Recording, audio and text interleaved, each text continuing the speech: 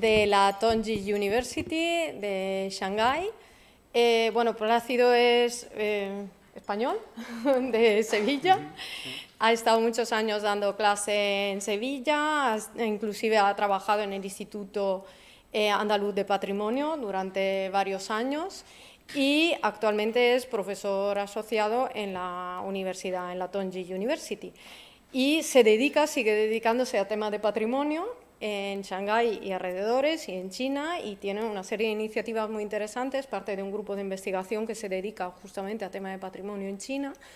Y además recientemente, no sé si hace un año o dos, han fundado también una revista especializada en temas de patrimonio. También nos hablará del tema y nos trae, creo que, un contraste interesante al que a lo mejor estamos menos acostumbrados, ¿no? De ver cómo se concibe y cómo se entiende el patrimonio en China o en otros lugares. Pues yo le agradezco muchísimo su presencia aquí y os dejo con él. Muchas gracias. Muchas gracias.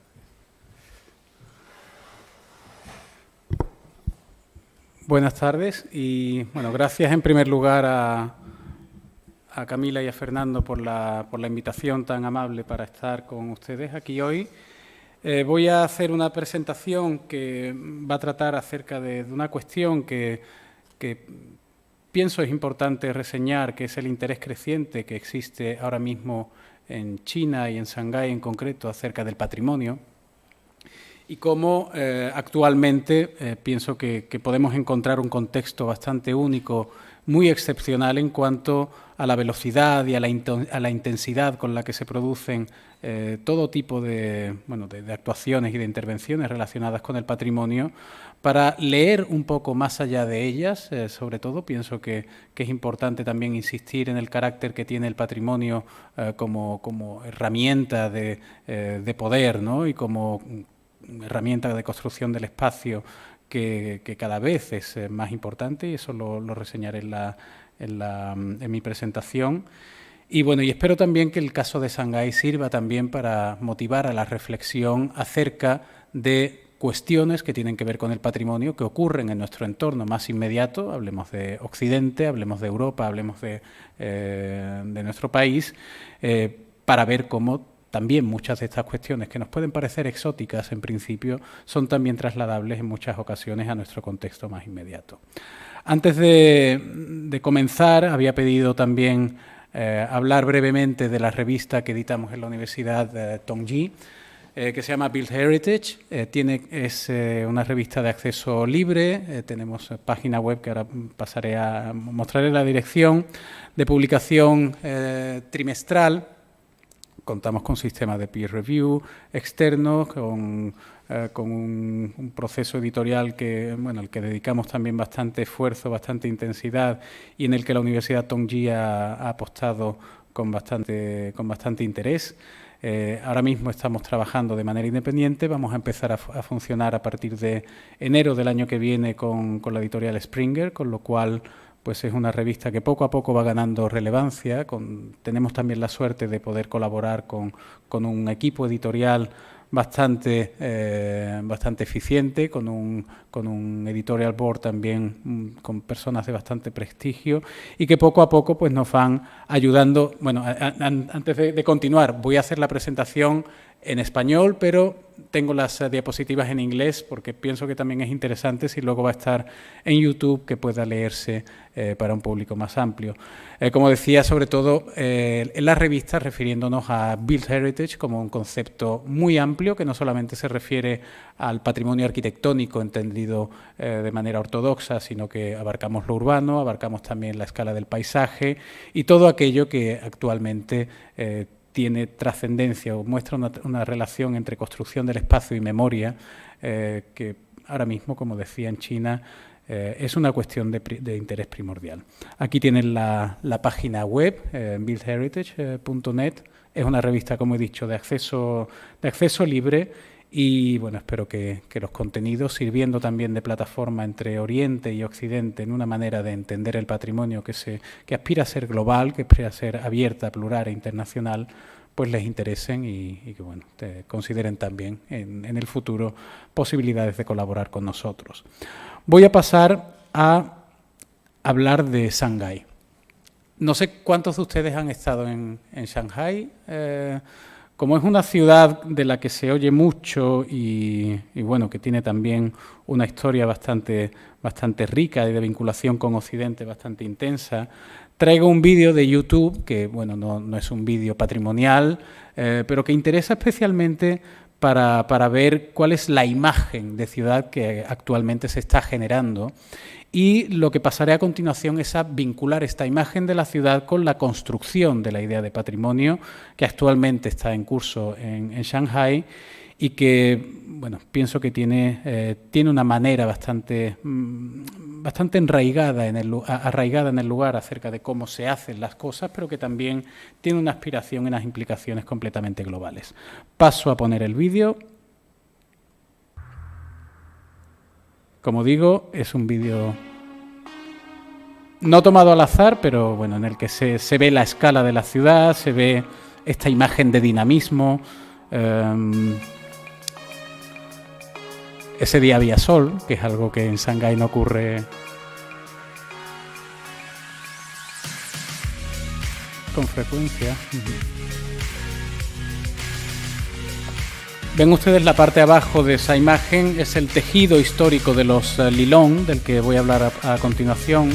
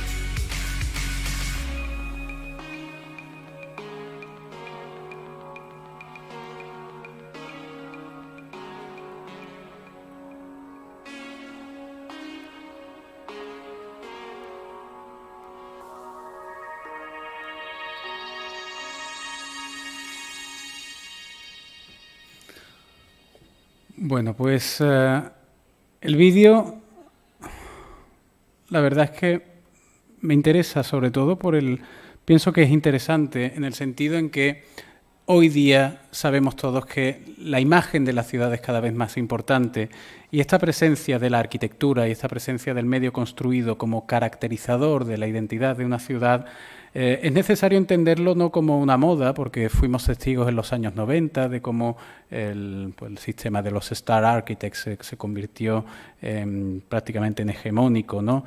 Y lejos de ser una moda, pienso que es importante considerar cómo esto responde a una cuestión estructural mucho más sólida, que no es la del gusto por la arquitectura, no es la del interés que pueda tener la arquitectura como expresión, que por supuesto la tiene, sino cómo todo esto es expresión de poder y cómo esta idea del poder manifestándose, hablaré fundamentalmente del poder que actualmente la economía tiene en una sociedad como la de Shanghái, pero que debemos de contextualizarlo también en un contexto más amplio, que es el de la globalización, cómo hemos de considerar el papel que tiene el patrimonio en todo esto.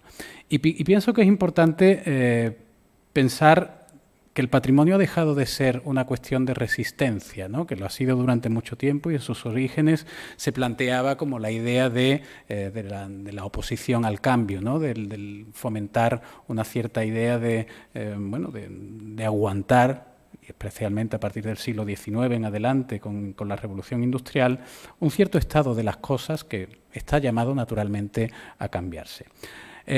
Al contrario, yo pienso que es importante localizar al patrimonio en el centro del discurso urbano. No es algo marginal. En una ciudad como Shanghái, en una cultura como la China, el patrimonio ha dejado de tener pienso yo, esta componente de resistencia para convertirse realmente en un motor de desarrollo. Entonces pienso que es necesario avanzar sobre debates que caracterizan desde hace mucho tiempo y muchos años a la práctica de la arquitectura en relación al patrimonio, como puede ser la integración de la arquitectura contemporánea en centros históricos. El Memorando de Viena de 2005 pues, fue una expresión clara de esto, pero se lleva hablando de ello desde la Carta de Atenas en el 31 y pasar también un poco, o considerar, ¿no? Por supuesto, pero pasar un poco por encima de quejas como la de Kohlhaas, ¿no? Que hace unos años hablaba de cómo heritage is overwhelming us, ¿no? Como heritage, el patrimonio, nos está desbordando, ¿no? Como si no dejara respirar a la práctica de la arquitectura contemporánea. Más bien al contrario, yo pienso que el patrimonio realmente, aparte de lo que dice Kohlhaas, ¿no? Que hoy día pues zonas patrimoniales cada vez son más extensas, con lo cual inevitablemente la arquitectura contemporánea se practica en el terreno de juego de lo histórico, también la arquitectura contemporánea está reconfigurándose, está repensándose a partir de su interacción con la historia. Por tanto, de nuevo, no es una idea de resistencia, de confrontación, sino más bien de fluidez. Y esta idea de fluidez y de que todo se plantea siempre por el camino de la mínima resistencia es interesante tenerlo en cuenta en un marco conceptual en el que pienso que es importante pensar también cuando se habla de patrimonio, que es el de la teoría de la entrepreneurial city, que se ha traducido en otros contextos como ciudad de los promotores. Creo que no es una traducción muy adecuada al sentido real de la ciudad empresarial, sino que se refiere a cómo actualmente, hoy día, los modos de gestión urbanos están más bien no orientados desde lo público, sino a partir de una interacción entre lo público y lo privado.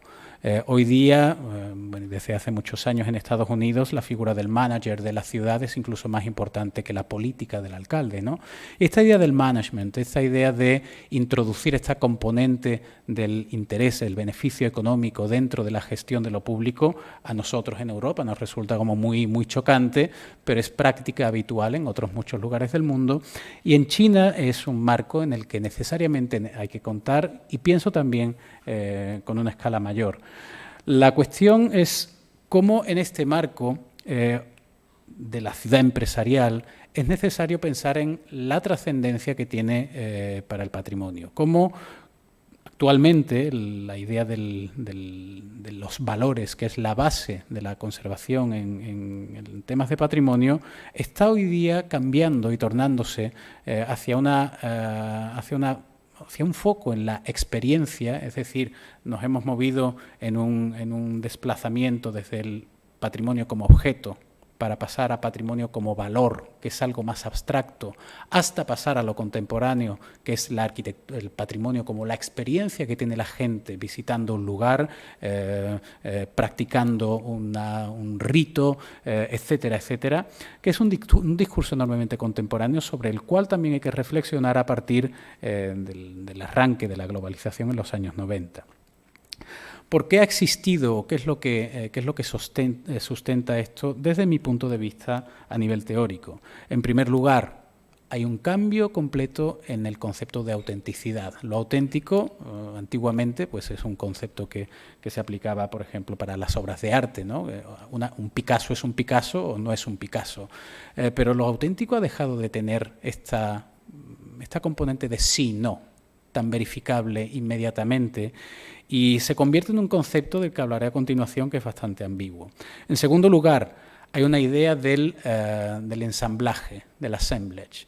Hoy día esa autenticidad no se construye a partir de una recurrencia a la verdad, sino que la verdad más bien se construye a partir del ensamblaje de elementos diferentes que pueden ser verídicos de por sí, pero que en su conjunto no tienen necesariamente por qué ser verídicos. En esto hay una idea también, pienso, importante a la hora de pensar en nuestro contexto político, cuando hablamos de las fake news de Trump o de cómo esta manera de contar las cosas puede terminar instaurándose en una cierta verdad, aunque sea inicialmente falsa o mentira.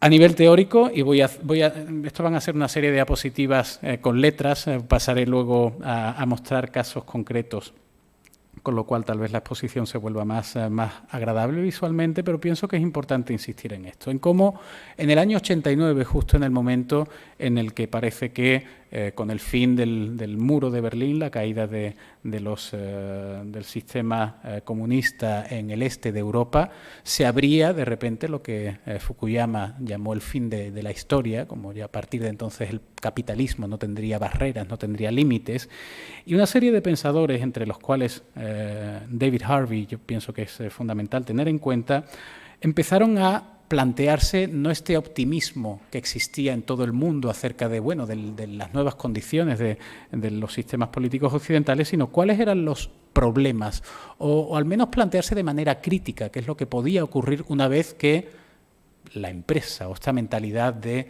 lo empresarial aplicado a la gestión de ciudades podrían traer a partir de entonces. Eran tres cuestiones fundamentales las que hablaba Harvey, que como saben ustedes es sociólogo, pero que tiene también siempre en sus lecturas una componente patrimonial muy profunda.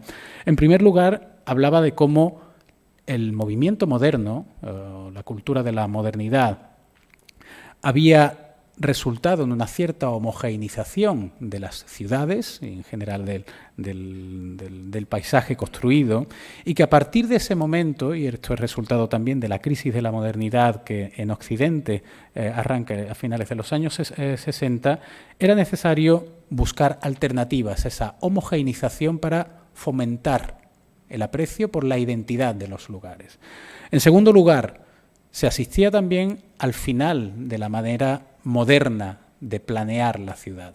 Hoy día, sostenía Harvey, ya en los años 80, la ciudad ya no se construía de un modo integral, englobador, como habían defendido ya en los años 20 en el Regional Planning en los Estados Unidos, gente como Guedes, sino que la ciudad se construía en base a fragmentos.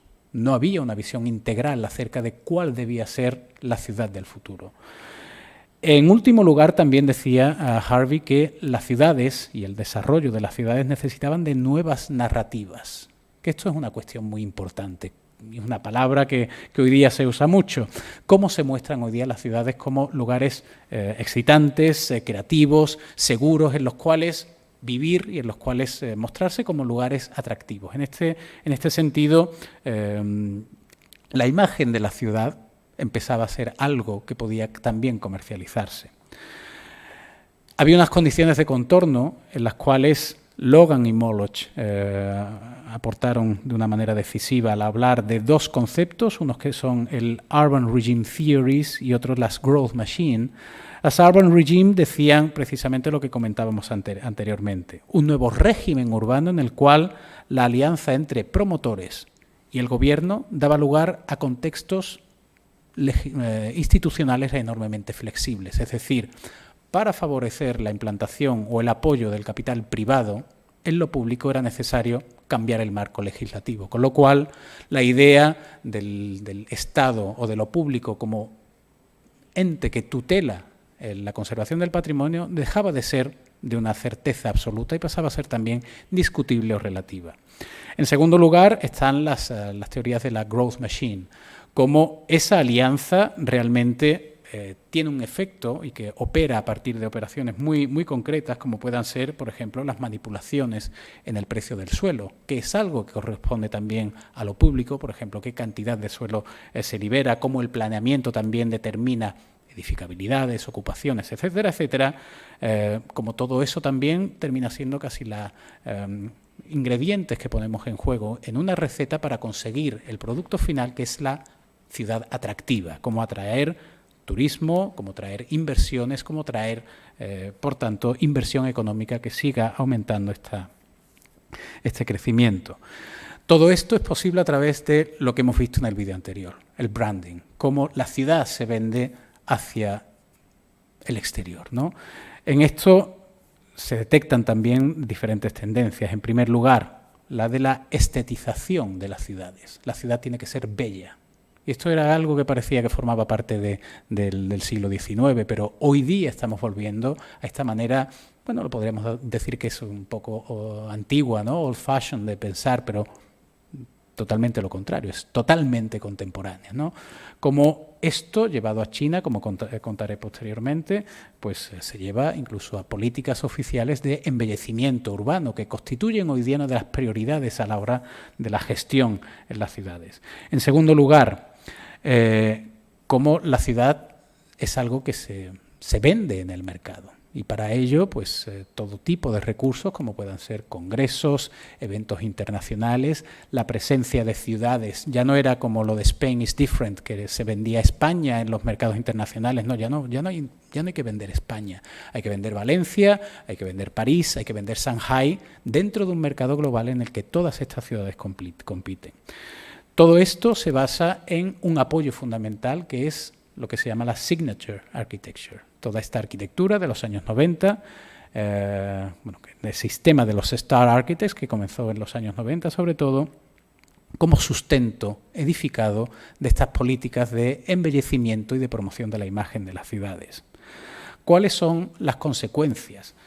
Pues las consecuencias son lo que algunos críticos han llamado lo de casi una ciudad en esteroides, ¿no? Una ciudad en desarrollo constante, una ciudad musculada, una ciudad excitada constantemente, en la que se potencian actividades como son los negocios, como es el ocio también, como es el consumo, y como también la conexión con la memoria en todo este dinamismo, ¿no? Esta ciudad el vídeo de Shanghái, ¿no? Que se ven los coches circulando constantemente, la gente.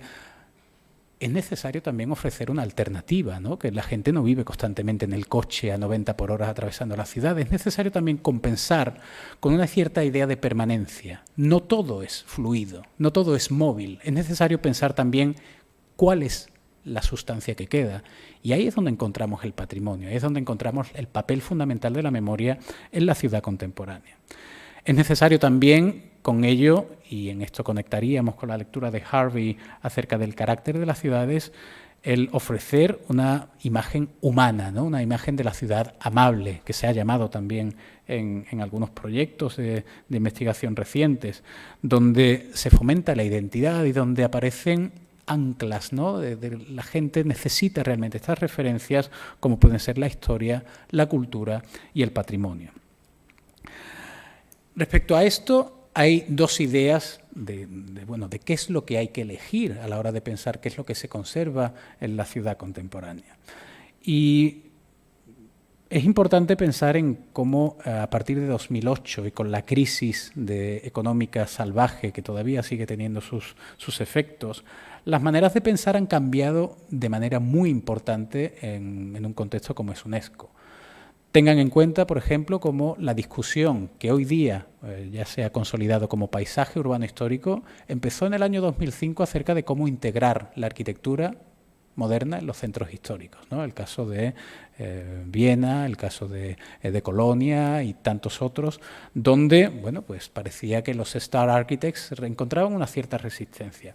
Esto, que era una discusión puramente disciplinar, centrada en la arquitectura, ha terminado derivando, y con una figura fundamental como fue Ron Van Oors y Francesco Bandarín, que han sido los dos promotores principales de la recomendación de paisaje urbano histórico. Ron empezó, además, fue uno de los principales impulsores en 2005 del Memorando de Viena, cómo pasó de ser una discusión puramente disciplinar de la arquitectura a convertirse en algo que ha dejado de ser, en primer lugar, una categoría de patrimonio. Paisaje urbano histórico no es algo tangible, no es algo que se vea con los ojos, sino que es un management approach. Es una manera de gestionar las ciudades, que tiene en cuenta la diversidad cultural, tiene en cuenta todas las capas de la historia, atendiendo pues a una cierta herencia de la teoría sobre patrimonio, pero que en realidad hay que entender ante todo como una posición enormemente liberal, en el sentido de que ya el propio Francesco Bandarín habla constantemente de esto, como la ciudad no ha de resistirse a la entrada de la nueva economía de la globalización, sino que ha de favorecerla. ¿Cómo hacer que el patrimonio no sea un obstáculo para ello? Es la cuestión. A ver, esto es una cuestión muy controvertida, porque Giovannoni estaba precisamente ya en los años 30 intentando plantear esta idea de resistencia. No sé, es algo muy a tener en cuenta, cómo se buscan aliados donde antes había enemigos. Esto es una posición que yo califico como liberal, en el sentido de que, bueno, se favorece este tipo de alianzas, pero que también hay que plantear con mucha atención acerca de las palabras. Se habla de management of change. El change es lo que no se discute. Hay también una manera alternativa de verlo, pues que, por ejemplo, Dennis Rodwell viene defendiendo desde hace años, que en el cambio solamente de una palabra hay mucho contenido de fondo. ¿Qué tal si hablamos de management of continuity? Bueno, porque tal vez ahí estamos centrando la discusión de vuelta en lo puramente patrimonial. Entre una y otra posición siguen habiendo discusiones muy amplias, y como saben ustedes, pues paisaje histórico urbano sigue siendo una cuestión actual en temas de patrimonio, pero pienso yo que pendiente a la hora de aclarar realmente en qué consiste. En este sentido, también nuestro último número de la revista es un monográfico sobre paisaje urbano histórico, en el que se intenta contribuir acerca de esto. Mi punto de vista acerca de esta cuestión es que, indudablemente, estamos hablando de que paisaje urbano histórico, en el momento en el que prácticamente todo puede mirarse con ojos patrimoniales, significa el cumplimiento de esa profecía que en los años 90 hizo ya François Choët acerca de la expansión ecuménica global del patrimonio. En segundo lugar, hay una idea que, si bien el patrimonio pues ya consideramos que, bueno, es abierto al cambio, y que estamos hablando de la idea de conservación como algo que es un concepto mucho más flexible que el de preservación, pues hablamos de un contexto muy importante, hay conceptos en los que también es necesario incidir. Autenticidad. Ha dejado de ser esta idea que hablábamos anteriormente de sí-no, para convertirse en algo que puede adaptarse a las circunstancias que interesen. Esto es una cuestión fundamental a la hora de plantearse estas alianzas de las que hablábamos anteriormente. UNESCO está haciendo de una manera muy intensa desde hace años una labor de patrocinio de la idea de patrimonio como una herramienta del marketing de las ciudades. El patrimonio, por tanto, se ofrece como una alternativa a la imagen de la arquitectura contemporánea, que no ha sido en muchos casos bien recibida, que sigue planteando resistencias por su altísimo coste, etcétera, etcétera. El patrimonio tiene una imagen más amable, ¿no? Una imagen de sostenibilidad, una imagen de, bueno, de una cierta idea de desarrollo alternativo de esta globalización, que no deja de ser también un discurso patrimonial autorizado, si lo pensamos, y que hay que buscarle también unas ciertas vueltas a la hora de ver hasta cuándo nos podemos encontrar con los límites del patrimonio.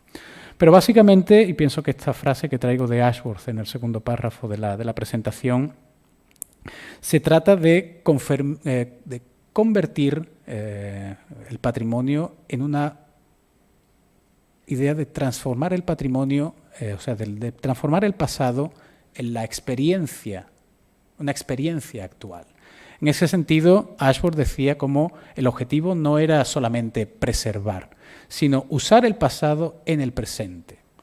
El uso que se le vaya a dar, por tanto algo que está determinado no solamente desde lo público, sino también desde otros intereses, es el que determina y crea los recursos. El recurso aquí es el medio ambiente construido. Por tanto, el patrimonio deja de ser un obstáculo, como habíamos dicho antes, sino un motivo para el desarrollo. Entonces, la cuestión es, si estamos hablando de ciudades que se venden, si estamos hablando del patrimonio como algo que se vende también, sostienen expertos en marketing como Uy y Stuber, si el propósito es vender, ¿cuánto de importante es la autenticidad? Hoy día tú pones una etiqueta de la vieja granja en un bote de mermelada y, bueno, podemos estar hablando de una imagen que se crea el público o el consumidor que absolutamente tiene nada que ver con esto. Pero si lo llevamos a la producción de narrativas en todo, ¿no? Desde la política hasta la cultura, etcétera, etcétera, nos encontraremos con casos como estos, en los cuales, bueno, la tradición empieza precisamente en la innovación y, por tanto, la autenticidad es algo que deja de estar en primer lugar, en primer plano. En segundo lugar, las historias físicas, perdón, las estructuras físicas dejan de tener tanta importancia como la narrativa que se hace de ellas. Tenemos edificios antiguos, no atendemos a ellos en su valor como objetos, sino en cómo los contamos, cómo se incorporan a este discurso. Y como decíamos anteriormente, el patrimonio se ha convertido no en una idea estática, sino en un proceso que constantemente se está ensamblando.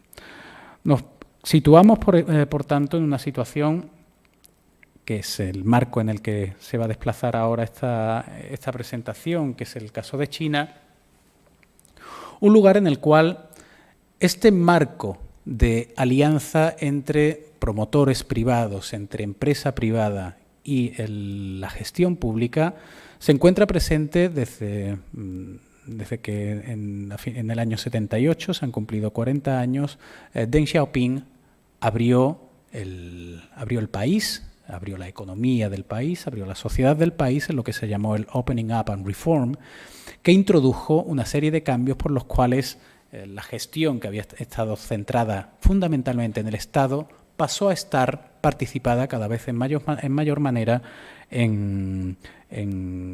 con participación de lo privado. El objetivo, en el contexto actual, es situar a las ciudades chinas en un marco global de competición. En este sentido, Saskia Sassen ya en los años 90 habló de 3 ciudades globales fundamentales, que eran París, Londres y Tokio. París, Londres, Nueva York, Tokio. 4 ciudades fundamentales. Hoy día hay competidores regionales que incluso se plantean como su reivindicación de un lugar propio en este lugar. Y Sassen escribió su libro The Global Cities en el año 91. Han pasado ya casi 30 años y Shanghái puede considerarse una ciudad que en PIB, por ejemplo, puede estar superando a cualquiera de las que anteriormente eran las ciudades globales. En significación global también poco a poco va adquiriendo mayor relevancia, con lo cual es necesario tener en cuenta que Shanghái, Beijing, las grandes ciudades que históricamente han tenido una trascendencia en China, son hoy día la cara visible de un país que se está transformando a una velocidad intensísima. ¿Qué tipo de políticas se aplican? Como hemos dicho anteriormente, unas políticas de construcción de la imagen de la ciudad y políticas de embellecimiento urbano que están están transformando completamente el entorno construido de estas ciudades. Hay que tener en cuenta también que lo que habían sido considerado arquitectura tradicional, china, lo que había sido considerado todo aquello que tenía una conexión con un pasado, que hablaré de ello posteriormente en Shanghái, vinculado al colonialismo, etcétera, a causa del uso y a causa de la degradación a lo largo de los años, ha terminado considerándose algo completamente obsoleto y que durante los años 80 y los años 90 ha sido sometido a un proceso de destrucción bastante intenso. Hoy día las tornas han cambiado. Hoy día se considera que todo aquello que había sido despreciado tiene un interés desde el punto de vista empresarial, desde el punto de vista cultural, desde el punto de vista social, desde el punto de vista político.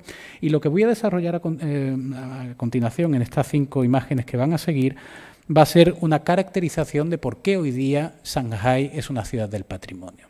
En ese sentido, es importante diferenciar, voy a empezar tal vez diciendo qué es para mí una ciudad del patrimonio y qué no es una ciudad del patrimonio. Ciudad del patrimonio se entiende pues generalmente lo de World Heritage Cities, ¿no? Que es esta alianza de que son 200 y pico ciudades en el mundo que tienen patrimonio mundial, patrimonio inscrito en las listas de la UNESCO dentro de sus entornos y que como tales se constituyen en una organización que se reúne, etcétera, etcétera. No estamos hablando de World Heritage Cities en este sentido. No estamos hablando tampoco de Art Cities, ¿no? Que es un término que empezó a introducirse en Francia, ¿no? Las Villes d'Art, en las cuales no solamente es el patrimonio lo que importa, sino la actividad que se desarrolla relacionada con el patrimonio, relacionada con la promoción artística, industrias culturales, etcétera, etcétera. No estoy hablando de eso, estoy hablando de un concepto por el cual una caracterización de una ciudad, como hemos visto en el vídeo, Shanghái, dinámica, en la que prácticamente lo que se dice de Shanghái, que lo único que permanece es la idea de cambio, ¿no? Precisamente detrás de ello podemos encontrar una caracterización desde el punto de vista del patrimonio, siempre desde esta idea del patrimonio como algo que genera situaciones nuevas y no como algo que supone una resistencia. ¿En qué sentido? Esto se ha ido de la... A ver, voy a poner aquí. ¿En qué sentido? En primer lugar, a nivel de arquitectura, Shanghái es una ciudad que confía completamente en el poder que la arquitectura tiene hoy día para venderse a nivel global como idea de imagen. Lo que tenéis aquí lo que tienen aquí ustedes es una imagen de Lu Jiazui, que fue en los años 90 el lugar señalado para convertirse en la cara del Shanghái moderno. Era un lugar antiguamente ocupado por instalaciones portuarias, algunos campos de cultivo, algunas fábricas dispersas, pero una parte que tradicionalmente no se había ocupado, no había una ciudad consolidada. En el plazo de esta imagen es del año pasado, en el plazo de 26 años, ven ustedes como desde el año 92, que fue cuando Deng Xiaoping dijo que Shanghái era el dragón de China, era la cabeza de este nuevo país, ven ustedes como de lo que era un paisaje completamente plano, hoy día tenemos esta imagen que compite completamente con el skyline de cualquier ciudad global.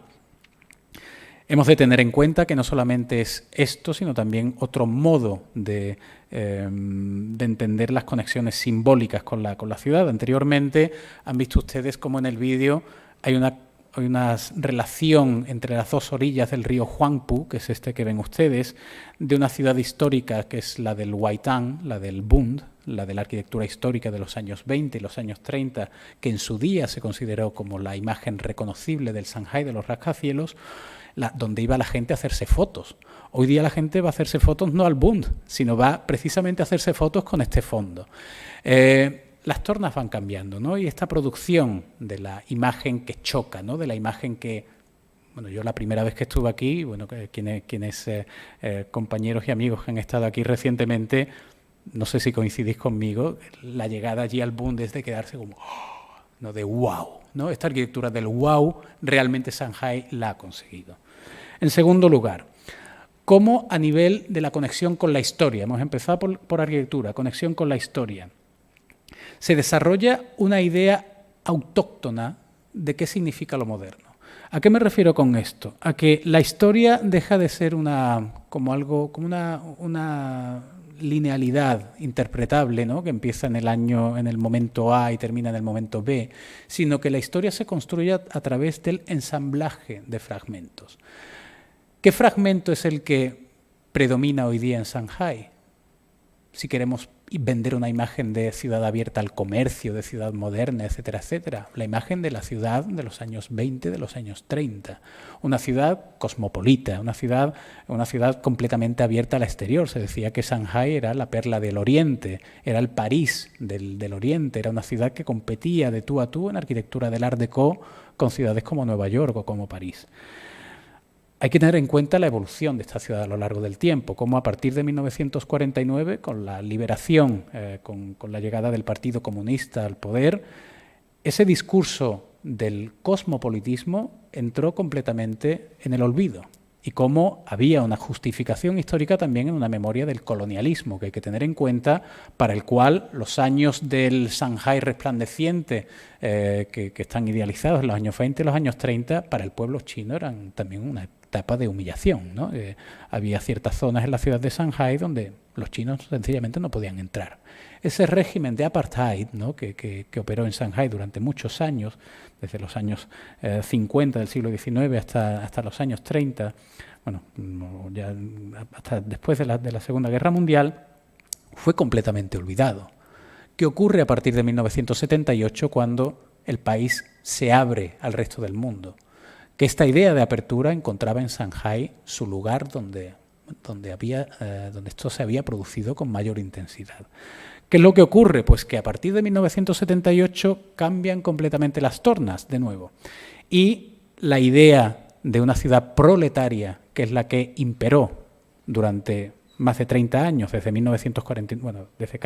durante casi 30 años, desde 1949 hasta 1978, pues empezó a ser también dejada en un segundo lugar, con lo cual la memoria de la cultura del trabajo, de una ciudad industrial. No solamente es que las industrias poco a poco fueran desapareciendo de Shanghái, sino que también la memoria de la industria empezó a dejarse de lado. Con lo cual, intervenciones como las de patrimonio industrial empezaron a ser no promovidas desde la oficialidad, sino también empezaron a ser reivindicadas desde una cierta marginalidad o desde una cierta posición alternativa que hoy día ha terminado también convirtiéndose en hegemónica. Con lo cual, voy de nuevo a la idea de base de la historia. Estamos hablando de un proceso en el cual todo se está constantemente configurando y reconfigurando. Esta imagen de la cultura Hai-Pai, ¿no?, que en Shanghái significa la cultura cosmopolita, ha sido explotada hasta la saciedad. Hay estudios que hablan de cómo, por ejemplo, en el mundo de la imagen, ¿no?, de las artes visuales, haciendo un recuento de las películas que se han grabado en Shanghái o que han tenido a Shanghái como lugar de desarrollo de la trama, pues prácticamente el 60% de las que se hicieron desde el Imperio del Sol, que fue la más, prácticamente la que abrió esta apertura también de la imagen de Shanghái al resto del mundo, prácticamente el 60% de las películas que se han producido en Shanghái tienen su trama localizada en los años 20 y en los años 30, con lo cual la promoción de la cultura cosmopolita, de la ciudad vinculada a Occidente, que había sido olvidada durante más de 30 años, de repente se ha convertido, por así decirlo, en la cuestión más importante a reseñar. Hay otra cuestión fundamental, que es pensar el patrimonio conectado con la economía. Y a ver, de nuevo hablo de cómo durante mucho tiempo ha habido también dentro de este discurso patrimonial autorizado del que hablo, de la vinculación del patrimonio con la sostenibilidad, ha habido también una cierta idea del patrimonio vinculado a la economía de los recursos limitados, de las ciudades frugales, ¿no?, sobre la que tanto se está escribiendo en Francia, de la modestia, etcétera, etcétera. A ver, llega un momento en el que esta idea de la modestia absolutamente se aplica a un contexto como el de Shanghái el patrimonio se convierte en una herramienta básicamente de aumentar el beneficio de las inversiones. En ese sentido, el turismo, las industrias creativas, el real estate, la promoción inmobiliaria están completamente atadas al papel protagonista que tiene el patrimonio. El patrimonio se considera que es un incentivo para la inversión y en absoluto es algo que se plantee desde el punto de vista de la frugalidad, etcétera, etcétera. Un ejemplo, por ejemplo, este que traigo, que es el antiguo matadero de Shanghái, y en esto es un caso también bastante explicativo de este olvido, entre comillas, de la cultura del trabajo, ¿no? También de la memoria más oscura de edificios de tipologías arquitectónicas como son los mataderos, ¿no? Los mataderos industriales. Lo que ven ustedes es un edificio, aquí a la izquierda de la imagen, una obra de arquitectura realmente alucinante, ¿no? de los años 30, el matadero de Shanghái, que hoy día es el centro de una intervención a escala de barrio que abarca no solamente edificios industriales, sino también residenciales y un espacio público bastante importante, por el cual este lugar que estuvo olvidado durante años y años ha perdido completamente su connotación de lugar donde se sacrificaba animales, un lugar, por tanto, que forma parte de este uncomfortable heritage, ¿no? Un patrimonio poco confortable. Hoy día se encuentra aquí, por ejemplo, el club el Ferrari Owners Club de China, se encuentra aquí en este lugar. Cuando se va a este edificio se aprecia todo su valor como arquitectura, pero realmente esa conexión con otro tipo de memorias están completamente canceladas. Con lo cual, todo queda al servicio de este propósito, fundamentalmente orientado a la empresa, que es el que mueve a la intervención de patrimonio hoy día en una ciudad como Shanghái. ¿Qué es lo que ocurre a nivel social? Y es una cuestión en la que se sigue trabajando hoy día. Cuando hablamos hoy día de la conexión entre patrimonio y sociedad, hay una cuestión fundamental que es la de la vivienda. En ese sentido, el avance de la conciencia de Shanghái como ciudad del patrimonio hace que un entorno como el de los Lilong, sobre el que me voy a centrar en la última parte de la exposición, esté sometido a unas presiones inmobiliarias de la industria del turismo, de las industrias creativas, realmente increíbles, ¿no? En ese sentido, el proceso por el cual la ciudad se gentrifica, por el cual van avanzando nuevas clases sociales que en absoluto han tenido voluntad ni la más mínima de vivir en entornos como el de la ciudad histórica, poco a poco van ocupando un nuevo espacio dentro de la ciudad, con lo cual estamos ante una situación de una disyuntiva bastante importante. Cuando se habla del derecho a la ciudad, ¿no? Right to the city, como lo formuló en los años 70 Lefebvre, tenemos que tener en cuenta que el derecho de la ciudad no es solamente el de la participación, sino también es el derecho a la apropiación. Y Lefebvre lo definió en esos dos términos. Normalmente nos quedamos con el de la participación, ¿no? Pero también hay otro por el cual la gente que vive en el patrimonio, la gente que ha construido también este patrimonio, tiene también o debe tener la posibilidad de tener un cierto beneficio de estas transformaciones. Todas estas discusiones son discusiones muy vivas, que en Shanghái, por ejemplo, se intentan articular a partir de la incorporación de figuras que medien dentro del proceso entre promotores y habitantes a la hora de lo que se produce en esta imagen, por ejemplo, que están viendo ustedes, que es la salida de la población, la expulsión de la población de estos entornos para ser posteriormente rehabilitados y destinados a otros propósitos. Hay también iniciativas por las cuales se incluye a la población dentro de la gestión de este patrimonio. Voy a hablar brevemente sobre ellas.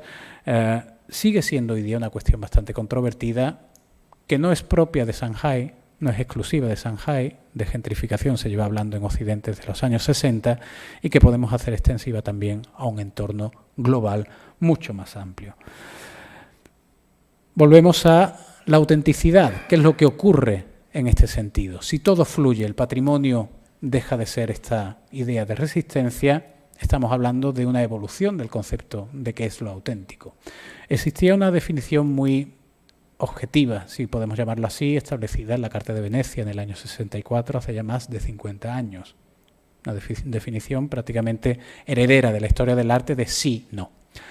Cuando hablamos de valores, y ya entramos a partir de Burra, ¿no?, la Carta de Burra en adelante, y llegamos a la Carta de Nara en 1994, estamos hablando de la autenticidad basada en un reconocimiento también a la diversidad cultural, no basada tanto en lo objetual, por lo cual había cosas de mayor valor y de menor valor, sino un cambio de una perspectiva que es mucho más abstracta, que es la de los valores, pero que hemos de tener en cuenta también en una cierta contextualización histórica, a la que voy a volver ahora mismo.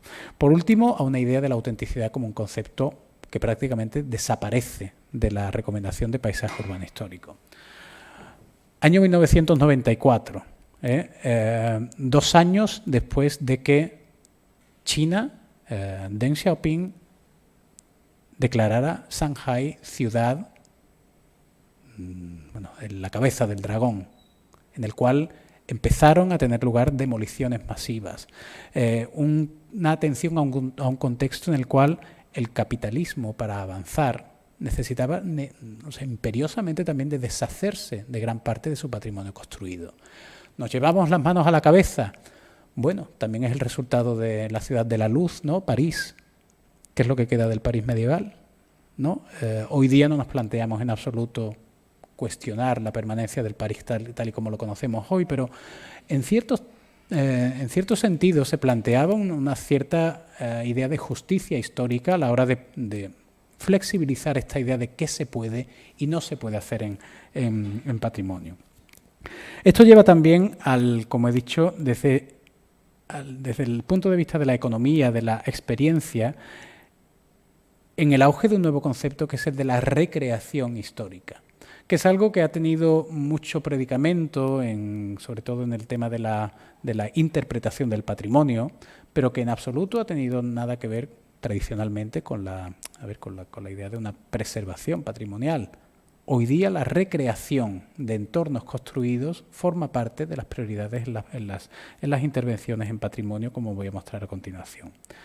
¿Qué es lo que ocurre? Que estaremos hablando de situaciones en las cuales la arquitectura histórica se va a manifestar como presencia o manifestación del pasado en el presente, pero que pienso que es necesario considerar, y es mi punto de vista, como obras de arquitectura contemporánea de primerísimo nivel. En ese sentido, estaremos hablando de arquitectura contemporánea como la última obra de Big o de Kohlhaas, al mismo nivel que arquitectura contemporánea entendemos una intervención patrimonial en este entorno de la ciudad empresarial en la ciudad contemporánea, en la ciudad global. En este sentido, voy a pasar rápido sobre esto, se genera una idea que es la de una autenticidad atractiva. Cuando se recrea un entorno histórico, está orientado hacia ciertos consumidores. El principio por el cual todo se vuelve atractivo no es lo verídico, que es el principio de la autenticidad, sino aquello que es verosímil, aquello que se puede parecer a la verdad, pero no necesariamente tiene que ser la verdad. Cuando estamos en este marco, es necesario considerar qué tipo de situaciones se producen. Pues como ven ustedes en el cuarto párrafo, ¿no? Lo que se hace es utilizar, dramatizar, revitalizar eventos que son seleccionados para adaptarlos a la idea de patrimonio como experiencia, algo que se consume. También existen otras tendencias, y en eso vamos a hablar de un caso que es el de Xintiandi. Existe otra tendencia que es la de cómo hacer que la arquitectura histórica informe la producción de arquitectura contemporánea en el sentido más ortodoxamente reconocible, es decir, como edificios nuevos, por así llamarlo, por el cual podemos hablar de una idea de arquitectura contemporánea profundamente radicada en el lugar, por tanto, arquitectura contemporánea que empieza a estar afectada por esta idea de integración o de conexión con la memoria y de creación de esta idea de experiencia.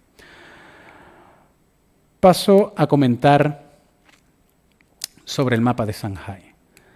para tratar la casuística concreta del Lilong, de la residencia tradicional de Shanghái. Aquí ven ustedes un plano de Shanghái en el año 1945, prácticamente con la misma extensión que había tenido al final de la época de las concesiones, en el año 1937.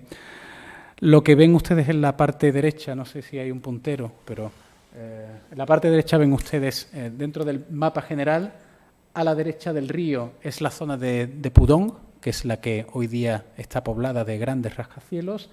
En la zona izquierda es la zona de Puxi, que es la zona de la ciudad histórica. Hay un río que ven ustedes a lo mejor con un contorno más dibujado en azul, con un contorno muy, muy sinuoso, que es el río Suzhou, que separaba el primer asentamiento internacional, que fue ocupado por ingleses y por franceses, del segundo de otro asentamiento internacional ocupado fundamentalmente por estadounidenses y que, bueno, yo esto lo puedo señalar aquí, y que, como decía, esta es la zona ocupada originalmente, bueno, para ser más exactos, esta es el área de la primera concesión. Aquí se encuentra la ciudad histórica, que está marcado como Chinese City. Shanghái era una ciudad en el año 1840 con una población de unos 20.000 habitantes, una de las muchas ciudades de agua del curso bajo del río Yangtze, y que en virtud del tratado que se firmó entre el imperio chino y otras potencias extranjeras, comenzó a ofrecer porciones de terreno para su colonización por parte de otras potencias. Aquí es donde se situó la colonia el asentamiento, el primer asentamiento inglés. Aquí, en una posición un poco más marginal, estaba el primer asentamiento francés, como ven ustedes, ocupando la zona norte, inmediatamente al norte de la ciudad histórica, y también una parte importante de la conexión con el río Huangpu, que es este que cruza la ciudad de sur a norte, y cómo la ciudad fue expandiéndose en diferentes ampliaciones de estas concesiones hacia el oeste,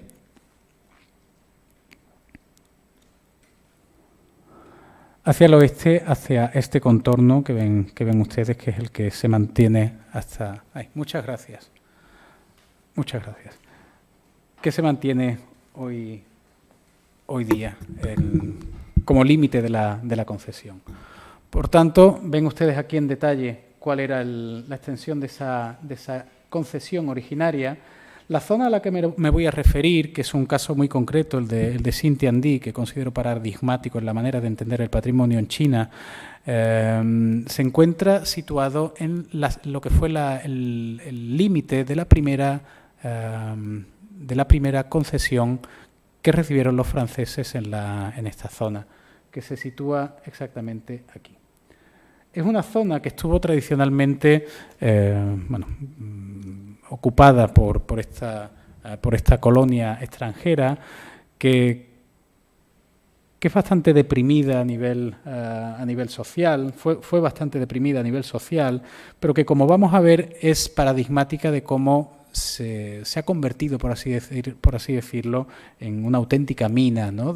En cuanto a la recuperación de esta idea del patrimonio, y que supuso, y que tiene de extraordinario en el contexto de Shanghái, el ser el primer momento en el cual, paradójicamente, desde una iniciativa que no estuvo impulsada desde el poder público, sino precisamente desde un promotor, que es un promotor inmobiliario, que es el grupo Shui On de Hong Kong, tuvo en cuenta por vez primera el valor que tenía un tejido histórico, que es el tejido histórico de los Lilong.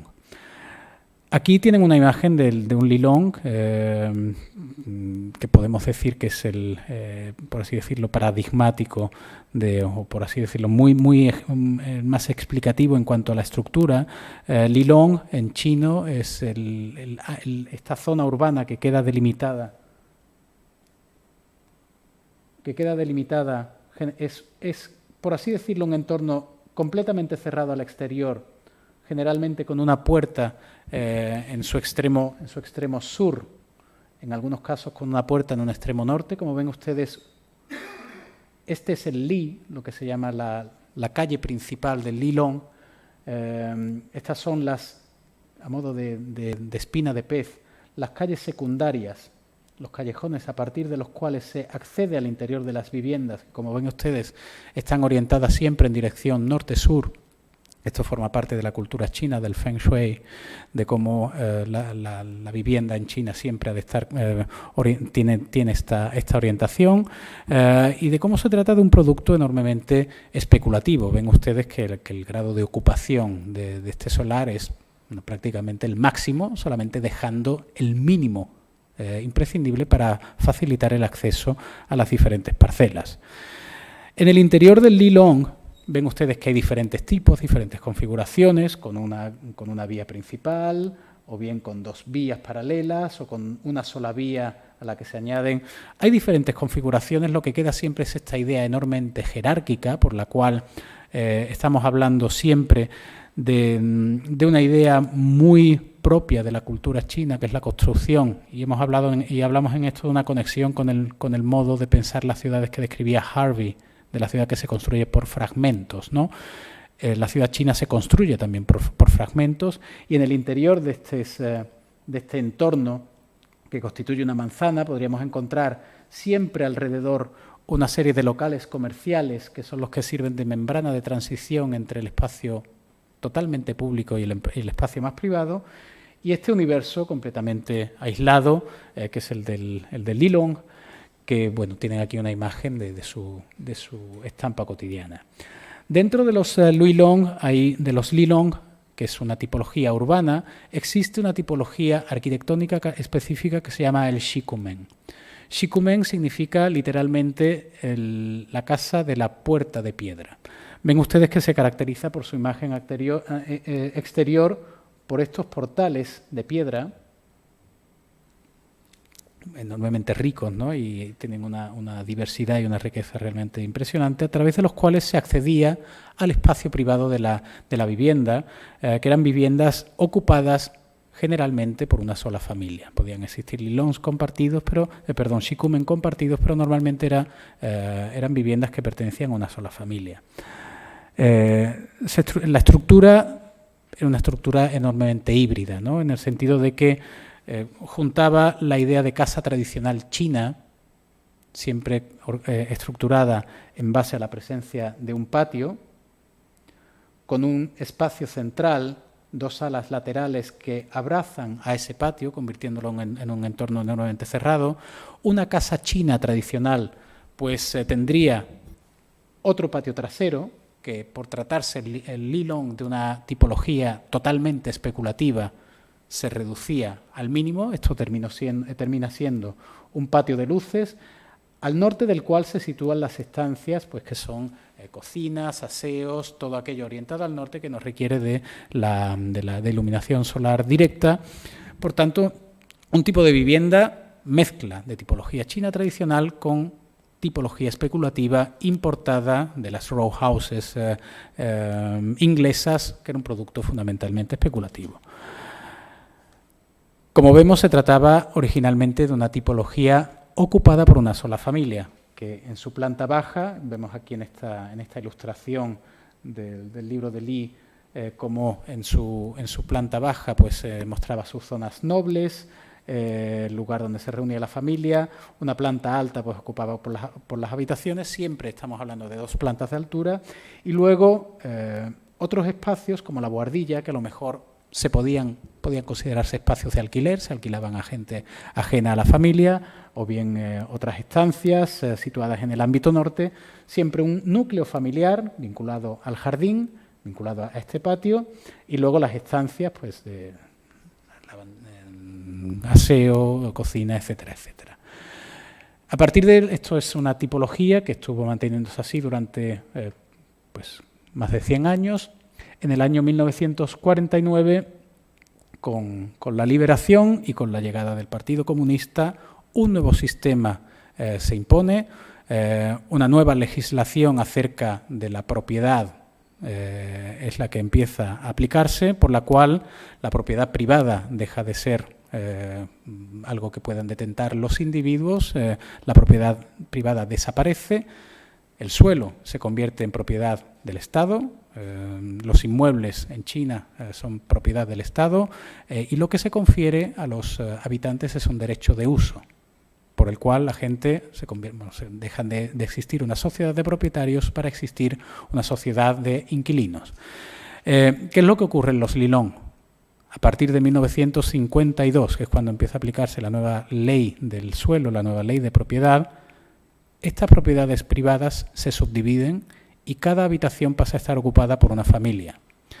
Hemos de tener también en cuenta un contexto histórico por el cual la población en Shanghái vivía en condiciones realmente miserables. O sea, el sistema colonial que permitía pues, tener un nivel de vida altísimo, ¿no? Y si ven ustedes la película El Imperio del Sol, es muy explicativa de cómo viven las clases altas occidentales y de cómo vive el resto de la población china.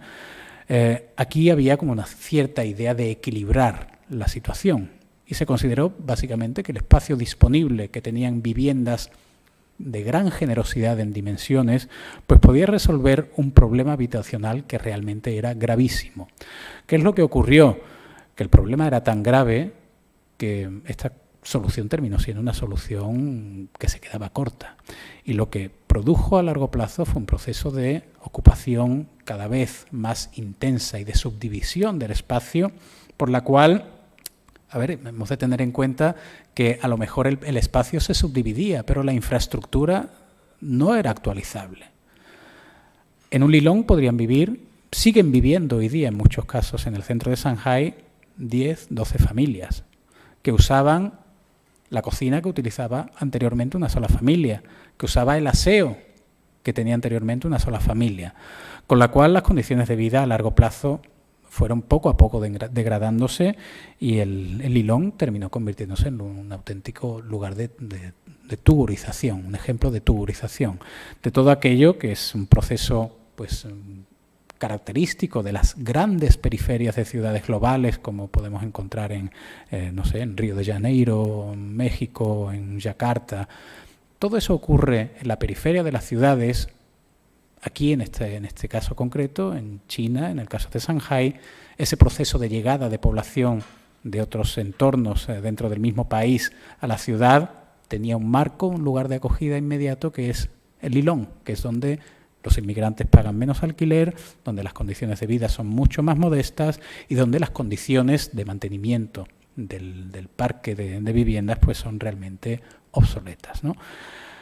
Claro, esto fue avanzando, este proceso fue empeorándose y nos encontramos con una situación en la cual en los años 90 hubo un plan ya con el horizonte de esta renovación de la ciudad, un plan llamado el Plan 365, que suponía la demolición de 365 hectáreas de estos Lilongs. 365 hectáreas, yo creo que el casco histórico de Valencia es más pequeño que eso, ¿no? El de Sevilla son 400.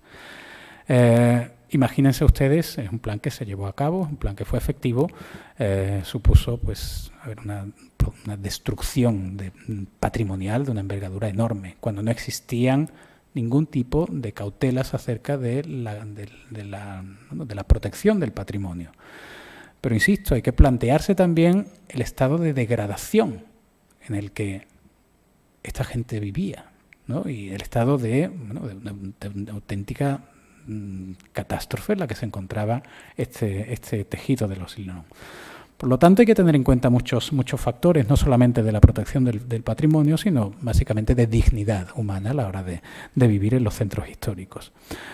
Todo esto, casualmente, ayer se publicó en El País un artículo firmado por Cigor Aldama. También tuve el placer de colaborar con él en este artículo que se publicó ayer en el periódico El País, en el que explica las diferentes versiones los diferentes enfoques de este proceso, y que les invito también a leer porque también es necesario incorporar no solamente la visión que tengamos aquí desde la academia, sino qué es lo que se piensa desde el punto de vista empresarial, qué es lo que se piensa desde el punto de vista de lo público, qué es lo que piensan los propios habitantes y, por tanto, darse cuenta de lo que es hoy día la complejidad de una situación que a lo mejor en otros nosotros no hemos vivido, pero que en Sevilla, por ejemplo, mi ciudad natal, pues también hubo un proceso también de reforma por una voluntad de mejora de las condiciones de vida, pues que ha existido y que no podemos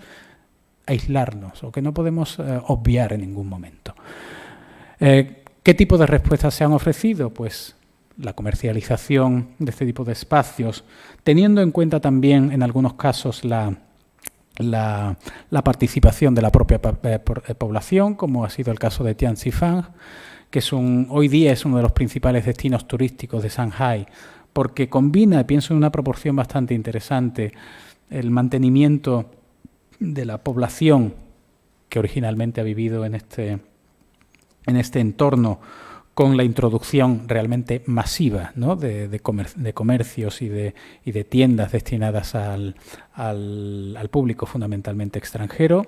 Con esto hemos de decir que no solamente estamos hablando de gentrificación como una palabra, un concepto monolítico. Yo hablo también de una idea de gentrificación con características chinas, igual que se habla de capitalismo con características chinas. También una manera especial de entender la gentrificación, por el cual tú puedes encontrar aquí un precio de alquiler de un apartamento, una habitación de unos 20 metros cuadrados por un equivalente a 600 euros al mes, pero que eso solamente se lo puede permitir gente con un poder adquisitivo elevado en Shanghái, fundamentalmente extranjeros, conviviendo con gente que lleva viviendo allí toda la vida. ¿Por qué? Porque existe también... El poder de lo público es importante a la hora de determinar cuándo se sale y cuándo se... ¿Vamos bien de tiempo? Vamos regular, ¿no? Es que me enrollo y Shanghái realmente lo merece, el tema es apasionante. Como hemos dicho, gentrificación con características chinas, que también puede ser gentrificación con todas las de la ley, por la cual la población sale y este tipo de entornos se convierten en hoteles, se convierten en residencias para población de nivel adquisitivo elevado. Jiangeli, por ejemplo, pasó de ser un lugar en el que un alquiler de una vivienda costaba 10 euros al mes a hoy día ser 10.000 euros al mes. Experiencias en las cuales se ha procurado la actualización tecnológica de este patrimonio, incorporando fundamentalmente infraestructuras, que es lo que necesita más perentoriamente este tejido urbano. Y los dos casos a los que voy a entrar con un poco más de detalle, que son Xintiandi y Fuxing Soho, en los cuales se produce esta idea que yo pienso que es muy interesante de producción de arquitectura contemporánea con este ropaje de lo antiguo, o con esta atención a las formas de la arquitectura o de la memoria de la arquitectura histórica, y que ya con esto acabaría mi exposición. Xintiandi como caso de recreación, término al que aludía anteriormente, y Fuxing Soho como caso de lo que he llamado una herencia abstracta de la memoria del Lilong, que paso a describir brevemente. Estos dos casos están marcados con el número 2 y el número 3 en esta imagen. Xintiandi es esto, Fuxing Soho es esto. Se encuentran vinculados a una operación que está marcada en esta línea verde, que es el área de Tilanchao.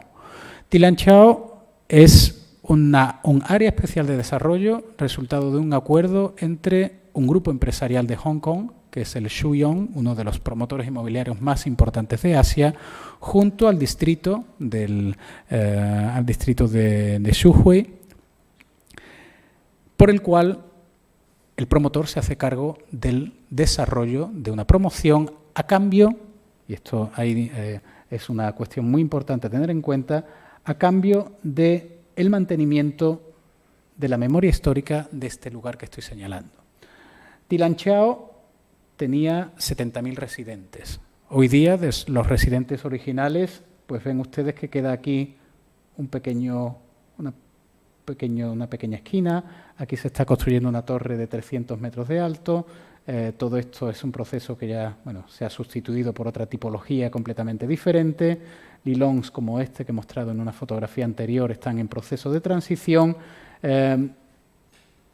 Un área en un proceso de cambio bastante acelerado, que en virtud de ese acuerdo requería el mantenimiento de lo que posteriormente se ha llamado Xintiandi. De nuevo estamos hablando de la presencia de lo empresarial. Este proyecto se encargó al estudio SOM, Skidmore, Owings & Merrill, una de las grandes multinacionales de la arquitectura a nivel global, que para este desarrollo ven ustedes como es una ciudad que crece con crecepelo, ¿no? De repente poblada por este tipo de grandes torres, mantenía la presencia de este lugar. ¿Por qué motivo? Esta calle es Xinye Road, que para la memoria de la historia del comunismo en China, y es hoy día uno de los principales destinos de lo que se llama el turismo rojo, el turismo de los lugares históricos del comunismo, es fundamental. ¿Por qué? Porque en 1991 en este lugar se fundó el Partido Comunista Chino. Un lugar de una significación a nivel simbólico enorme, que era completamente necesario mantener, pero al mismo tiempo en coherencia con el legítimo interés de un grupo empresarial por desarrollar todo este entorno. ¿Qué es lo que se produjo? En primer lugar, una operación de preservación, por así llamarlo, atendiendo de la manera más ortodoxa posible, del número 1 que tenéis, que podéis ver aquí, que es la sede de ese lugar fundacional del Partido Comunista de China. Una operación de mantenimiento, de musealización de uno de los shikumen, por el cual se muestra como detenido en el tiempo una imagen de lo que era la vida en el Shanghái de los años 30, como muestra también de este ejemplo de museificación de la ciudad, y luego 2 manzanas que fueron desarrolladas por un estudio, que es el estudio de Benjamin Woods, un experto en este tipo de temas, que operó de manera independiente al estudio de SOM para la práctica de demoliciones muy puntuales. Este es el lugar fundacional del Partido Comunista de China, que se mantuvo tal cual, que aparece hoy día rodeado de todos estos rascacielos que son producto del nuevo desarrollo urbano, y que ven ustedes aquí en esta imagen histórica antes del desarrollo de Xintiandi, en el que se ve todo el tejido de Lilong. Aquí está Xinye Road, que es la calle que señalaba anteriormente, el lugar fundacional del Partido Comunista Chino, el lugar que se ha museificado posteriormente, y esta es una foto de antes y después, que ven ustedes cuál ha sido el alcance de esta operación. Básicamente es un diradamento, ¿no? Una apertura de espacios libres que permiten la creación de un nuevo eje comercial, que es la nueva arteria. No existía anteriormente en Xintiandi. Es un nuevo espacio peatonal con abundante vegetación, donde se vuelcan las tiendas más caras, donde se mantienen también un li de los originales de este lugar, pero como ven se incorporan también, en solución de continuidad absoluta, también edificios destinados a oficinas, un gran centro comercial que también cuenta, como por así decirlo, con capas de protección, como esta hilera de lilongs que facilita una cierta transición más o menos amable entre el paisaje de la memoria y este nuevo paisaje también que responde pues a un modelo de centro comercial totalmente genérico, ¿no? Importado de otras latitudes, y que ven ustedes aquí que se caracteriza por ser pensado como un producto comercial único. No estamos hablando aquí de 2 fragmentos de ciudades, estamos hablando de un centro comercial unido, ven ustedes aquí el croquis de Ben Woods, unido por galerías subterráneas, que son las que sirven para conectar los diferentes, a nivel infraestructural, los diferentes centros principales del centro comercial, edificios de oficinas, todo este tejido de los li, del Lilong y de los shikumen que han sido recuperados hoy día, pues alterando completamente la tipología para incorporar en ellos restaurantes de lujo, tiendas de lujo, todo lo que queráis encontrar de alto standing se puede encontrar aquí en Xintiandi, un lugar que progresivamente, y a lo que me refiero, es objeto también de un proceso de intervención a nivel de diseño, pienso yo, enormemente refinado, y esto ha sido criticado desde muchos puntos de vista, pero pienso también que tiene su interés y tiene su valor reflexionar también el grado de refinamiento y el grado de sofisticación al que se puede llegar en estas técnicas de recreación, que están completamente basadas en el empleo, pues, de imágenes ancladas en el pasado, pero que es necesario absolutamente materializar. Esta es una imagen del nuevo lago de Thi Lan Chau en relación al entorno histórico de Sin Tian Di, imágenes de cómo se idealiza en esta recreación el Shanghái de los años 20 y de los años 30. Lo que se muestra en el llamado Wuxiliang Museum es una imagen congelada en el tiempo de cómo vivía la gente en Shanghái en esta época. Por supuesto, la idea del lujo, la idea del buen vivir, ¿no? Que se consideraba propia de esta ciudad y que no existía tan cosmopolita en ningún otro lugar del mundo. Ven ustedes ahí incluso las fotografías de la familia que supuestamente ocupaba este lugar. De nuevo hablamos de narrativas. No se sabe si esta familia vivía allí, no se sabe si aquí vivió realmente un escritor, como te cuenta la guía que te hace la guía la visita a esta vivienda de un local de alquiler en la zona norte del Lilong.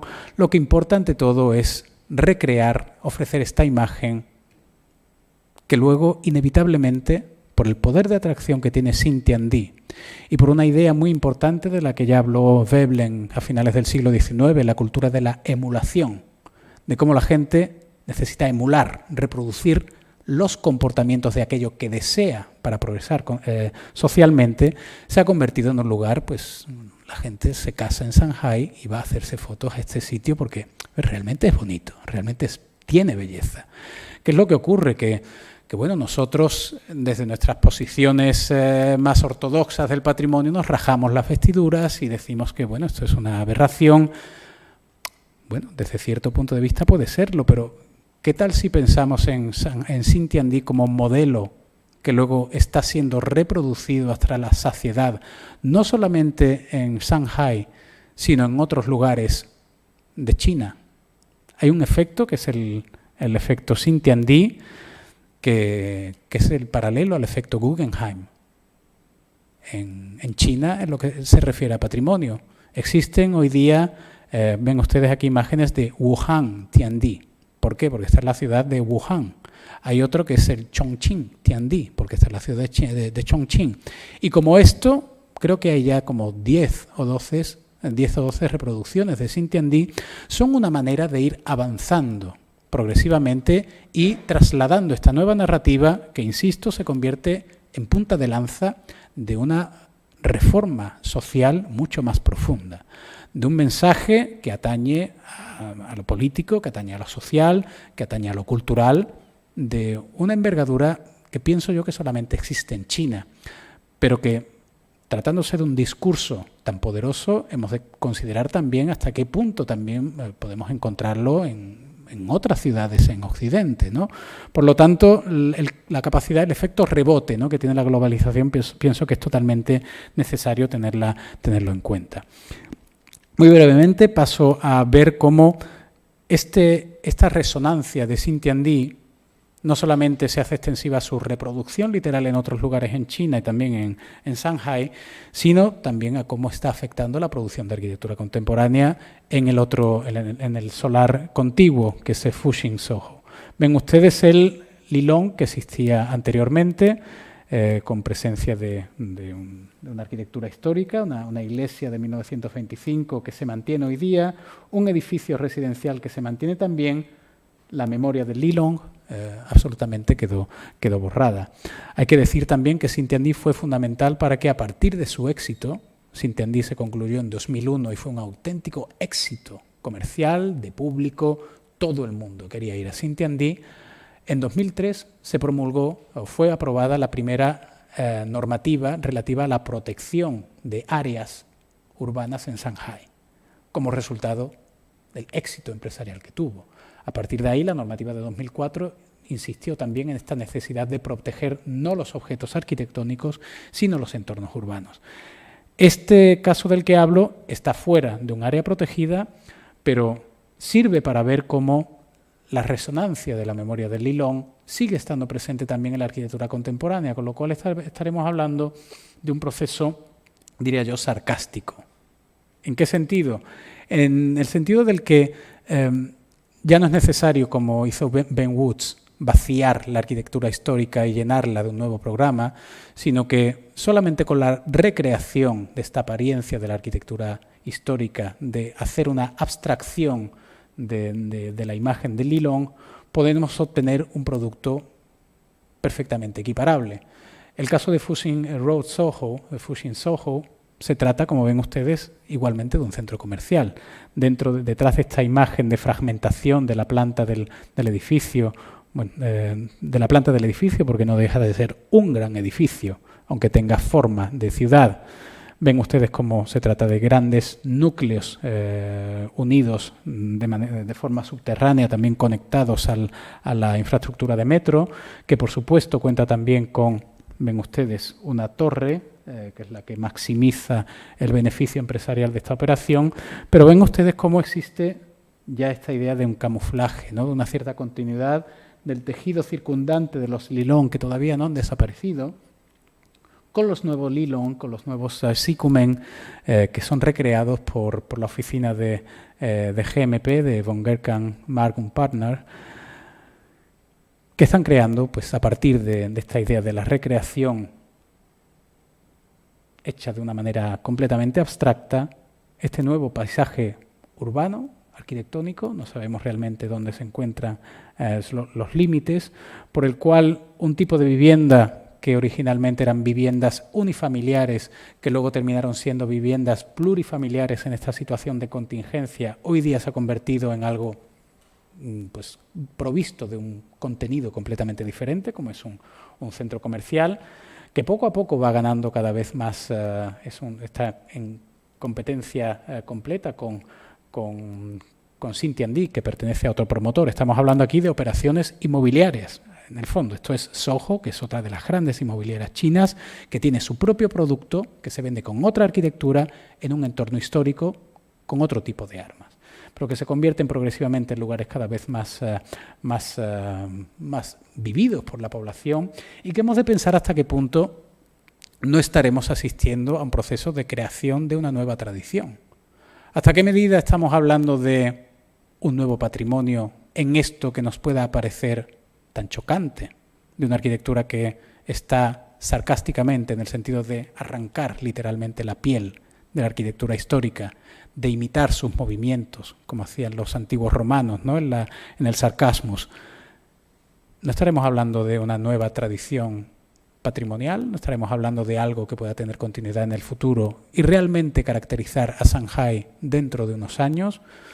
Tal vez aquí estamos hablando de un paisaje que también está consolidando no solamente la imagen del Shanghái de los años 30, sino del Shanghái de los años 80, la ciudad de las grandes torres, dentro de una misma piel que remite a una idea del bambú que habla GMP en su presentación del proyecto, que tiende, por así decirlo, a aplacar cualquier tipo de inquietudes y a mostrar este tipo de intervenciones fragmentarias, completamente introvertidas, y con esto no estoy hablando de algo peyorativo, sino que responden a su propia lógica empresarial, alcanzando, pues, una situación completamente novedosa y que, bueno, resumo en estas conclusiones.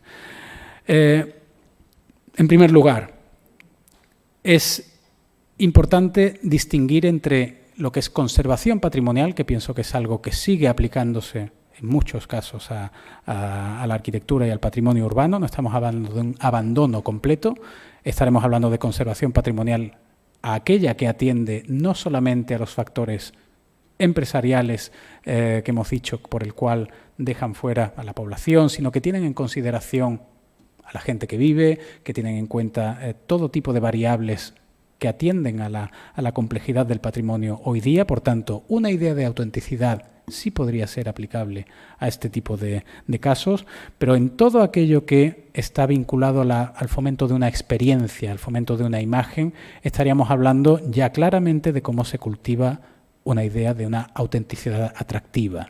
Cómo esto puede ser factible para una idea de interpretación del patrimonio, pero pienso, y en mi posición, no es compatible con una idea de conservación del patrimonio.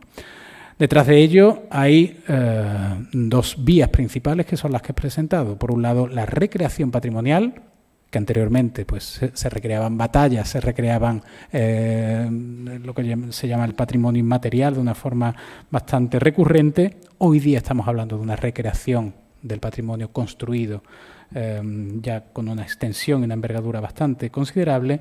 Y en segundo lugar, como estamos hablando en todo momento de un nuevo discurso patrimonial que es resultado de una expresión de poder bastante clara en la ciudad china y que hemos de plantearnos en todo momento desde una perspectiva analítica, si no sería también trasladable a nuestro contexto más inmediato. Con esto ya concluyo mi intervención y, bueno, si tienen alguna pregunta o algún comentario que hacer, estaré encantado de poder comentarlo. Muchas gracias.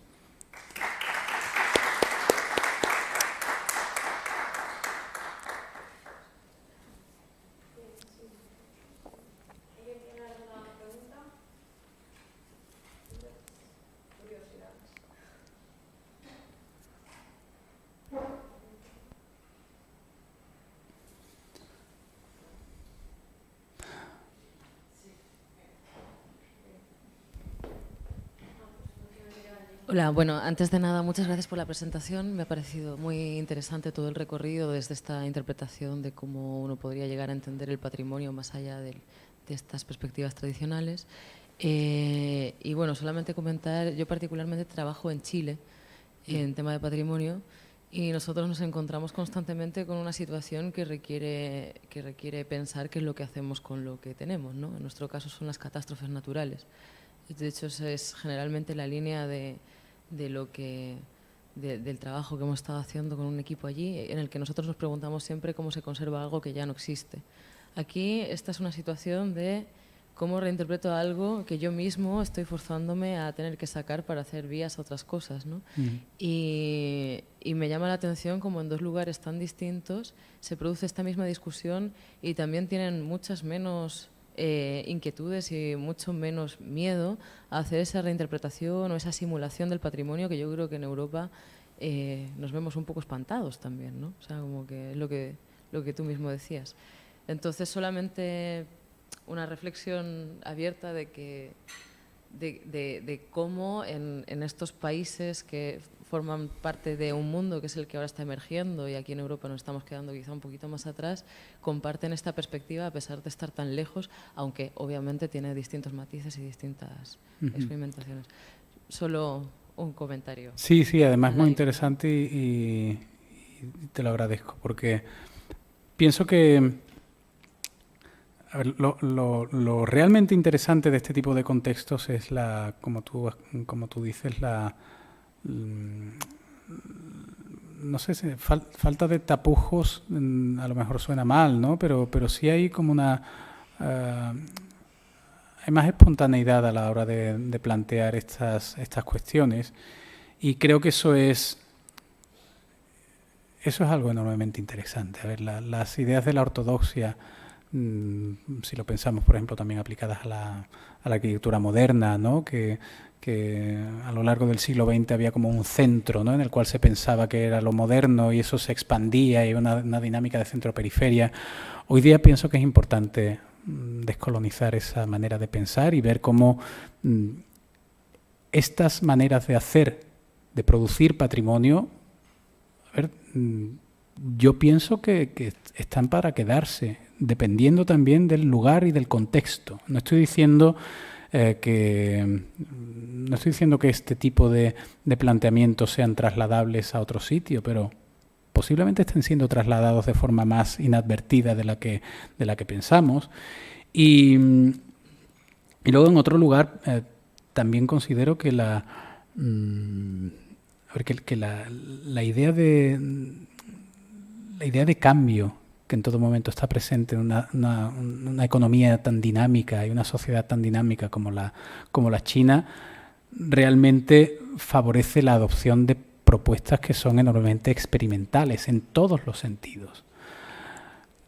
Hay una cierta inmadurez en todo ello, es posible, ¿no? Pero también pienso que los discursos se construyen en base a este testeo. Si no, la gente no puede tener respuestas a todo desde lecciones que han sido a lo mejor ensayadas en otros contextos. En ese sentido, lo que se está haciendo en Shanghái en temas de patrimonio, pienso que es realmente valioso conocerlo por la capacidad que tiene de sugerir otras maneras de pensar, que no tenemos que asumirlas como nuestras, pero que realmente se están consolidando en otros sitios. ¿Hasta qué punto van a devenir en tradiciones, como decíamos? Pues no lo sé. También hay otro fenómeno muy interesante en China, que es lo que llaman el heritage squeeze, que es yo lo traduciría como producir patrimonio como churros. ¿Por qué? Porque hay algo que está muy vinculado a la gestión urbana, que es el papel que tiene la gente que trabaja en la administración de las ciudades. Está muy ligado a una carrera que es muy basada en la meritocracia. O sea, la gente responde a través de resultados de encomiendas que tienen dentro de sus ciudades o de sus distritos, y en base a ello organizan todo tipo de actuaciones que tienen un efecto en lo construido. ¿Qué es lo que ocurre? El patrimonio, las intervenciones en patrimonio desde lo público muchas veces tienen una existencia muy corta, porque les interesa ser promovidas por una cierta persona que va a estar en una posición durante 5 años, pero que luego se va. En el momento que no tienen patrocinador o patrocinio dentro de quien lo ha promovido, esas iniciativas se caen. Y otra cosa que estamos asistiendo en China, en Shanghái, es a cómo hay una obsolescencia acelerada del patrimonio que ha sido rehabilitado. O sea, casos que han aparecido en publicaciones internacionales hará menos de 10 años como explicativos de una nueva cultura de la rehabilitación. Hay un museo importantísimo de escultura que se llamaba el Red Star Museum, en una fábrica de neumáticos, un edificio alucinante que recuperaron, fue en 2008, como museo puntero de escultura en Shanghái. Hoy día está ya abandonado. ¿Por qué? Porque desaparecen aquellos impulsores que lo han movido y, bueno, no hay interés desde esta perspectiva en darle continuidad. Por tanto, somos conscientes de que se asiste a un proceso de una frescura enorme, pero, claro, lo fresco también decae. Y es algo muy, muy característico de este contexto. También en ese sentido sería interesante preguntarse hasta qué punto se va a sostener esa convivencia que explicabas de que todavía se pueden mantener las personas que están viviendo ahí por un tema de intervencionismo del Estado. Hasta qué punto eso después no va a derivar en una gentrificación pura que va a tener otras consecuencias. Es una pregunta también importante en la que a lo mejor no había entrado yo al principio, pero que es importante. Este sistema empresarial de gestión de la ciudad implica que la financiación municipal depende al 90%, incluso más, de los beneficios que se obtienen de la promoción inmobiliaria en Shanghái. Entonces, lo prioritario para sostener las arcas públicas es precisamente el desarrollo urbano. Con lo cual nos enfrentamos a una paradoja, porque para conservar hay que conseguir fondos. Pero claro, esos fondos vienen de la destrucción. Entonces es una ecuación muy difícilmente soluble.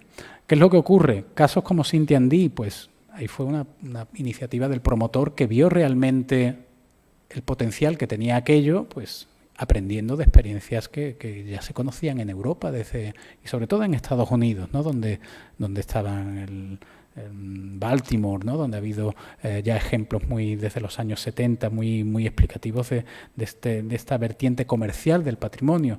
Pero allí era completamente novedoso y se testó porque fue capricho, por así decirlo, de un promotor que quiso hacerlo de esa manera. Y como tal ha seguido teniendo éxito ya casi 20 años después. Pero alternativas a ese modelo son casos muy contados. El que he mostrado de Bugaoli fue un caso excepcional, en el que se quiso hacer a la europea, tal vez como con esta idea que tiene Shanghai siempre de testar de poner a prueba lo que viene de fuera, de ser cosmopolitas también en este sentido, y de probar pues hacer un modelo de rehabilitación sostenible de las infraestructuras al estilo de lo que se hace en cualquier centro histórico en España o en Francia. ¿Qué es lo que ocurrió? Que fue un auténtico fracaso económico, porque no se sostenía económicamente. O sea, en el momento que tú no puedes promover nada con esa lógica empresarial y dotar de infraestructuras a esta población y darle una cierta dignidad en su modo de vida, no se puede. ¿Cuál es el principio de distribución que está operando? Que cuando se produce la gentrificación, la población se traslada a otros lugares completamente alejados del centro, en el cual pues reciben, hay que tener en cuenta también el cambio, ¿no? De vivir en una habitación de menos de 10 metros cuadrados a tener un apartamento de 100. A ver, cambia. Que te sale a un precio realmente conveniente, porque tu derecho tu compensación que recibes por dejar tu vivienda es normalmente muy elevada en un centro histórico. Con lo cual, económicamente, hoy día resulta algo muy rentable. Y a la gente le interesa, es que hay que tener en cuenta que viven personas que no tienen acceso al aseo. Entonces, claro, ¿dónde está el equilibrio? Es muy difícil. Yo creo que el equilibrio está en la atención a lo humano, tal vez, ¿no? O a una cierta dignidad en las condiciones de vida. En lo económico, yo creo que la ecuación ahora mismo está totalmente, la balanza está totalmente del lado de esta idea del beneficio y, por tanto, la respuesta es la del desarrollo en estos términos, ¿no?